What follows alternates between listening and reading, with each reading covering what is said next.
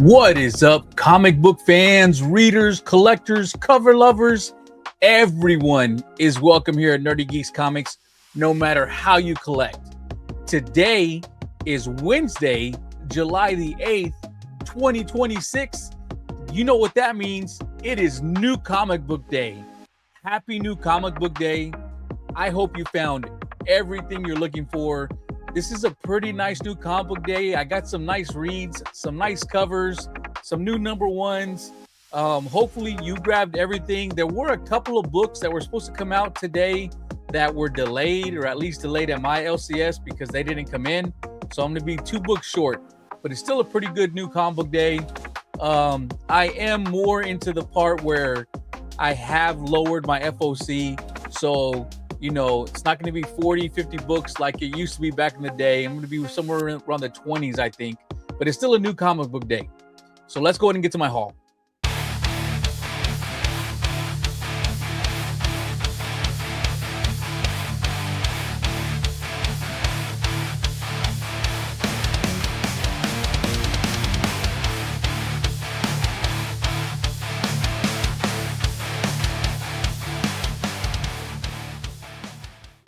Okay, to start us off, as always, we have something from the Absolute Universe, and here we have Absolute Batman.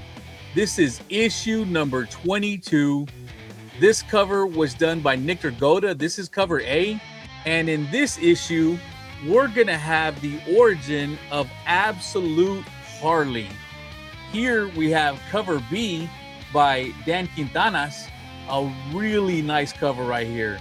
So I have been looking forward to this issue. I have really been liking Harley's story so far. Yes, it's not the Harley that we're used to seeing, but she still has that same characteristic.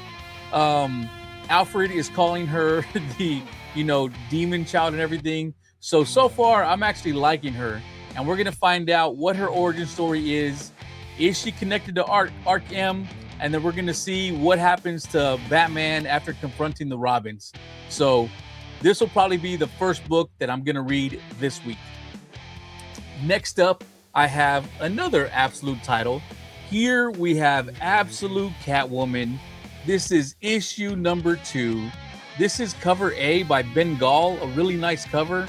So I did enjoy the read of Absolute Catwoman issue number 1. I am looking forward to seeing where the story goes from here. We did have the introduction of the Absolute version of Cassandra Cain in the last issue. So let's see if we have any more first appearances, or let's see what the story is going to turn out being. But I did like issue number 1. So issue number 2, definitely going to be reading it. Hopefully it's a good read too. For my next book, I have Barbara Gordon, Breakout. This is issue number 3, and this cover was done by Terry Dodson. A really great cover. We have the Bat family right there. I don't know if that's foreshadowing that she's going to be out in this issue, or, it's just a cool cover that Terry Dodson did. But I have enjoyed the first 2 issues. It is connected to the main Batman title. Batman, I think they're up to issue 11. I want to say that came out last week. So this is connected to that storyline. She was imprisoned on purpose because she's trying to figure out what Vandal Savage has going on in the prison system, as a lot of people who shouldn't be in, like Supermax are ending up there, and a lot of them are ending up dead within a couple of days of being there. So she let herself get captured so she can figure out what's going on in that prison. I have really liked it so far. Interested to see what happens next, because where she left off in issue number 2 looked like she might be in real trouble. So hopefully we got another good read. But it's DC right now. DC has a lot of great reads. Okay, my next book is a book that I'm not reading at all. I have been picking it up specifically for the covers. This is one of those series that it's just going to be a bunch of cover buys for me. So here we have Black Cat. This is issue number 12, and this is the Edgecure cover. A really nice cover. I really like this cover. This is a fantastic cover by Edgecure. So I am not reading this series. Didn't even read issue number 1. I believe I have every issue so far because there's been a lot of great covers. But all you Marvel fans out there, let me know, is this a good series? Is this a fun read? Should I start reading it? Or is it a series that most of us are just picking up for the covers? Let me know, because if it's a good read, I'm going to give it a shot. I have another DC title coming up next. Here we have Clayface. This is issue number 1. This is cover A by Fran Galan. I believe that's how you say that name. I couldn't tell you. Pretty interesting concept we have right here. I don't know if this is going to be a tie-in to the movie, if it's going to be like a prequel to the movie. I don't know what's going on with this. I am curious to give it a read. Hopefully we get a really nice read. But again, DC's been giving us a lot of good reads. So they're hitting on all cylinders to me right now. So I'm really excited to giving this a read. Hopefully we have a good read. I also picked up this cover, which is cover B by Mike Del Mundo. A really nice cover. So whenever I see this, I feel like it could be a tie-in to the movie, but then again, it just could be, a cool cover that they did because of, the Clayface character in general. So hopefully I get another good read out of this, but I'm looking forward to giving it a shot. Next up, I have Daredevil, issue number 4. This is the Magic the Gathering cover by Eric Deschamps, I believe. I want to say this is probably one of our last Magic the Gathering covers that we're going to have. I mean, before we were having, 2, 3, 4, 5, 6 a week. And this is the only one that came out this week that I know of. If another one came out, let me know. I can miss out on covers just like everyone else. But as far as I know, this was the only one that came out. So it feels like these are starting to dry up, which I'm sad about because I really like all of these Magic the Gathering covers. Their artwork is done really well, so awesome covers. Again, another title I'm not reading. This is just one that I'm picking up for the cover. Now for something a little different than what I normally pick up. Here we have Circuit Breaker. This is Doctor Who Circuit Breaker. This is cover D by Flops. And we have the Daleks right here on this cover. A really nice cover by Flops. I want to say there was maybe a black and white version or a grayscale version of this one. I'm not sure. This is the one I picked up, but a really fantastic cover by Flops right here. And I am a Doctor Who fan. As you can see, my TARDIS right there. So really happy to pick this one up. Up next, I have the return of a series that I really enjoyed. It was Exquisite Corpses. I really enjoyed that series. I want to say issue 1 was a fantastic issue number 1. It was a long read because there was a lot of information and a lot of characters to introduce. And there was, a lot of world building they had to do. Issue 2 was decent. Issue 3 to about 5 or 6 were okay. But once we got to around issue 7, I want to say, from 7 to 13, it got really good. So I really enjoyed that series. And this character is one that I really enjoyed in that series. I'm not going to tell you whether they survived or not, but I will tell you that this is a character I really liked. Here we have Exquisite Corpses. This is Rascal Randy. This is issue number 1. This cover was done by Dylan Burnett. A really fantastic cover of Rascal Randy. So you might be thinking, oh, well, obviously he survived because here's his own series. This is a prequel series. This is how we found out where he comes from and how he turned into what he did. So if you want to find out what happened to Rascal Randy, you're going to have to go read Exquisite Corpses. But I'm telling you, it was definitely a real well-done story and well worth the read. And I also picked up this cover, which is cover E, the stealth photo variant. So a really nice cover of Rascal Randy. You got somebody in cosplay, dressed up, ready to go. Really fantastic cover. So I really did like Rascal Randy, and I'm really happy that we're going to get more stories with him in it. Here I have Green Lantern Corps. This is issue number 18. This is cover B by Jorge Fornes. a really nice cover right here. I do like these covers that Jorge has been doing on these, as you have the different color spectrum rings and then what they stand for. Really nice cover. I believe Hope is the next one that's coming out, so the blue ring. But I really like these covers. You know, they're simple, but they're really cool. I like them. Next, I have It's Symbie, issue number 1. This cover was done by Jacob Chabot. A really nice cover of Symbie right here. He looks like he did something to piss off the entire Marvel Universe because they look like they're all coming after him.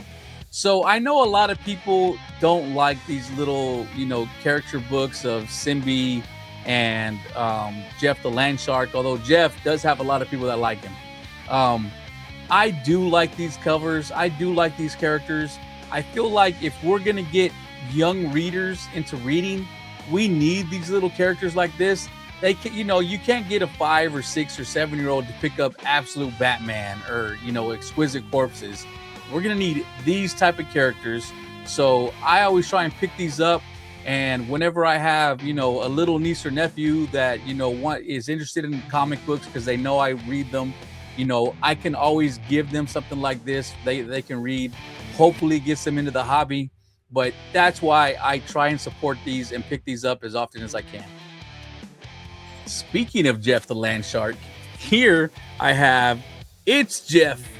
This is the Superstar. Oh, wait, I'm sorry. This is Jeff the Land Shark Superstar, issue number 1. This is the main cover by Gurihiru right here. And then, look, I hope we have Gwenpool in there. I love Gwenpool. And anytime there's a Jeff book, she needs to at least make some type of appearance. I mean, she is the one that found Jeff and brought him into the Marvel Universe for us. So even if you're one of those people who don't like Gwenpool, you got to thank her if you like Jeff, because of Gwen, we have Jeff the Land Shark. So this is the main cover. And then we also have, I forget the little octopus's name. Oh, I'm sorry. He's not an octopus. He's a septopus. He only has 7 legs. So I forget his name, but I picked up this cover. I picked up the other Gurihiru cover, which is the Null Buster armor, which I don't know if we can call this armor. Jeff is right there front and center. I don't see how this is going to protect him. It's I would say it's more of a mech, but not armor, because he's not really protected. I don't know. Y'all let me know. Is this still considered armor? And then I also picked up the Todd McFarlane toy variant. So a cute cover of Jeff right here. Looks like he got little paws just like a dog. And I also picked up this cover. This cover was done by Toki Takuro. I hope I said that right. It's a really nice cover right here. I'm not familiar with this artist, but this artwork is done really well. And I figured out, I think I know who this is. I think this is the Amalgam character that's part Gambit and part Rogue, because you can see the white hair. The eyes look like they have a red shade. The face is covered up, so I can't tell. Obviously, that looks a lot like Rogue's uniform, but it looks like Gambit's trench coat. So I believe that's who that character is. I don't know the name of this character. I've just heard people mention it. So if you know the name, put in the chat for me and let me know. My next book, we go into the Energon universe. Here we have M.A.S.K. This is issue number 2. And this is cover B by Kendrick Lim. Really nice cover right here. I like that M.A.S.K has one of these, type of covers with all of their issues so far. It seems like at least for the first 4 covers, there's something like this. Really nice cover by Kendrick Lim right here. So I did read issue number 1, and I actually enjoyed it a lot more than I was expecting to. So I'm going to read this one, and if this continues to be a good read, I'm probably going to have to go back and read a lot of those series from the Energon universe, because I do have the books, but I have not read any Transformers, nor have I read any of the G.I. Joes, or Void Rivals, and I forget what all is tied into, the Energon universe now. But I know a lot of you were loving that story. So if you've read this and you've read the other books, let me know, how does this compare to the others? And if I do like this, will I like the other books? Let me know. It feels like I literally just put this book on FOC like 2 weeks ago or 3 weeks ago. crazy that it's already out. But here I have Supergirl. This is issue number 15. This is cover C, the Raza variant. I really like this cover right here. I love the expression on her face. So I'm gonna guess that she told them her name was Kara, and they wrote Carl, and she's giving the face like, really? That's what y'all heard, Carl? So I really like this. It's just a fun cover by Raza. Really nice artwork right here. And then I also picked up the Ariel Diaz Cover E swimsuit special. And of course, we have Supergirl right here, just having fun in the water with Crypto. A really nice cover. And I've been saying for a while, I'm really happy to see Ariel Diaz coming back and doing more artwork. It felt like she disappeared for about a year, and lately she's been doing a few covers here and there, specifically for DC, and she's been doing really fantastic artwork. So really happy to see her back. She comes to a lot of local cons around me in here in Texas, so I'm pretty sure she's local, because she goes to some small cons that, you know, they're like $12 to get in. So I'm gonna make sure to take one of these next time that she's at one of the cons and get it autographed. But a really fantastic cover right here by Ariel Diaz. All right, we're getting down to the last few books. So right here I have Uncanny X-Men. This is issue number 31. This cover is the main cover by Luciano Vecchio. A really nice cover right here, which of course we had the aliens attack in the last issue, and here is like they came from beyond. A really great cover right here by Luciano Vecchio. So I'm interested to see what's going on with this story. I want to say it was something about Mars needing mutants or something like that. It was just towards the back end of the story of the last one, so we really didn't get too much context into it. So looking forward to reading this. Uncanny X-Men is the only X-Men title I am reading right now, and I've read every issue. So, and I'm still enjoying it. But again, it's probably because these are the characters that I really like more than the ones that were on the regular X-Men title. So that's why I'm reading it. If you're reading the regular X-Men title, you know, no issues. I read that up to like issue 18 or 19. It was fine. It's just like I said, I like these characters a lot better. And I've really grown to like the Outliers, you know, those young mutants that came in. You know, I'm starting to really like them. They're starting to work as a team, and they're starting to see themselves as a family. So I really like the way they work together. So I'm starting to really enjoy them too. And seeing Rogue and Gambit and Wolverine and Jubilee and Nightcrawler as the new teachers, you know, teaching the new generation of X-Men, I really like that dynamic. They seem to have more care for the kids than the way they were taught. So I'm really liking it. But I also picked up this cover. This cover was done by Ricky Yagawa. This is a really nice cover. And again, like I said, this is that, I believe that amalgam character. So it's a mixture of Rogue and Gambit. As you can see, her eyes got that glow like Gambit. She's got the white stripe. She's got the jacket more, you know, kind of like, well, it's kind of like hers. You know, this one doesn't have the trench coat like Gambit did. You can tell that's more of like her outfit right there. But it's an amalgam of the two. So I don't know when this character showed up, or if it's just like a character type thing or a cover type thing they did with the characters where they just smash them up. You know, let me know, because they haven't showed up. This character has not showed up in the Uncanny X-Men. So if it showed up in another series, let me know if I need to read anything about it, or if it's just something that's on the cover. And for my last book I have to show you, I have Zorro's Legacy. This is issue number 1, and this is a really nice cover. This is cover C by Nuvovich. So Nuvovich did a really fantastic job. We all know Nuvovich has been killing it with his Poison Ivy covers, and now he's starting to branch out. And I think he did a Harley cover, and I think he's got a Supergirl cover coming out. I'm not quite sure about the Harley, but I know he's got a Supergirl cover coming out. But we typically just see him doing, you know, female characters, but he did a really great job with Zorro right here. So really good job. Nice to see him starting to expand, you know, his artwork and do more, you know, more type of different characters. And I really like this. So I'm going to give this a read. I believe in this storyline, This is more of a modern tale. It's not, you know, Zorro that we're used to back in the 1800s. I want to say this is, I don't know if this is exactly modern time, but it seems like it might be. I will be giving this a read.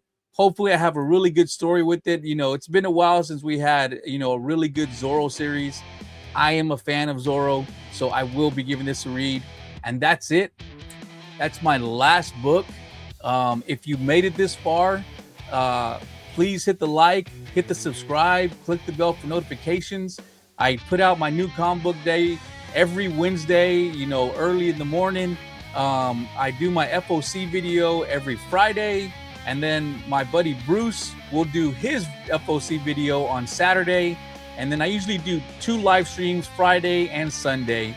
So, you know, please come check out the channel. I appreciate it. As always, thank you all for watching, and I'll see y'all next time.